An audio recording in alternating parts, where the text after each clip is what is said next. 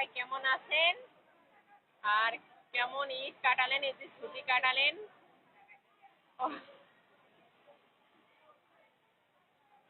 অনেক লম্বা ছুটি কাটার পর আবারও সবাই সুন্দরভাবে সুস্থভাবে ফিরে আসছি অফিসে।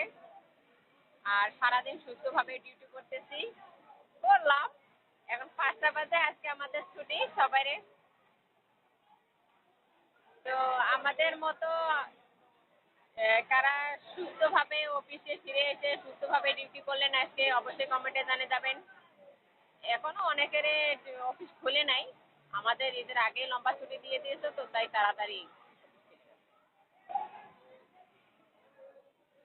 ছুটির টাইম হয়ে গেছে।